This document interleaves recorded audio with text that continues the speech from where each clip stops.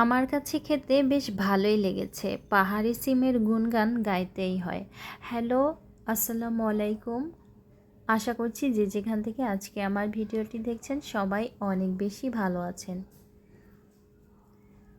আমি মোটামুটি প্রায় সব কিছুই খাই, তবে এখনও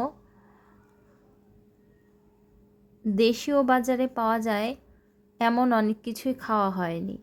যেমন ধরুন, এই সিম ভর্তা কিন্তু আমি এর আগে কোনোদিনও খাইনি, তবে সাহস করে ভাবলাম যে এবার একটু খেয়ে দেখব।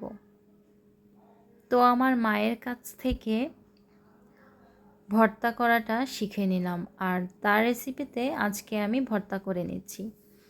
প্রথমে সিমগুলোকে আমি সুন্দর মতো কেটে ধুয়ে আমি সেদ্ধ করে নিয়েছি, আর এখন প্যানে সরিষার তেল দিয়ে নিয়েছি। 2টা শুকনা মরিচ আমি ভেজে নিচ্ছি, আর এর মধ্যে কিছু রসুন আমি ভেজে নিচ্ছি।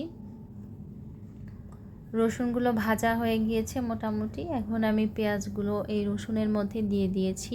পেঁয়াজ ও রসুন হালকা বাদামি রং করে ভেজে নিচ্ছি।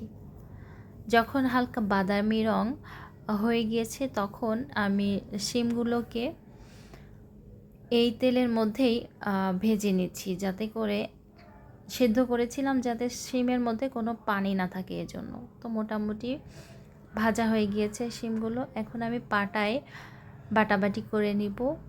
সিমের মধ্যে এই বিচিগুলো আমি বের করে নিচ্ছি। আর শিমটার মধ্যে না কোনো আঁশ ছিল না, এই তো আমি বেটে নিয়েছি। এখন আমি পেঁয়াজ আর রসুনগুলোকে এই শিম ভর্তার মধ্যে মিক্সড করে নিব, আর পরিমাণ মতো লবণ দিয়ে নিলাম। আর কেটে রেখেছিলাম ধনিয়া পাতা, সেই ধনিয়া পাতাগুলোকেও একই সাথে পেঁয়াজ রসুন ভাজার মধ্যে বেটে নিব। তো এখন আমি ঝাঁকা দিয়ে বেটে নিচ্ছি। তো এই তো হয়ে গেল ফাইনালি মৌসিমের ভর্তা।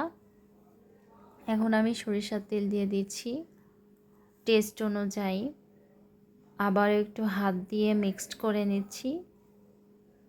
তো ফাইনালি আমার ভর্তা একদম রেডি। কালারটা কি লোভনীয় হয়েছে, খেতে কিন্তু অসম্ভব মজার ছিল।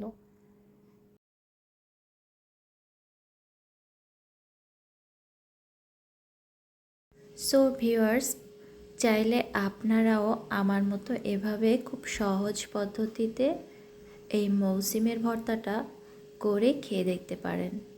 আমার রেসিপি যদি ভালো লাগে প্লিজ ভিউয়ার্স আমার চ্যানেলটিকে সাবস্ক্রাইব করে দেবেন, আর সবসময় আমার পাশেই থাকবেন।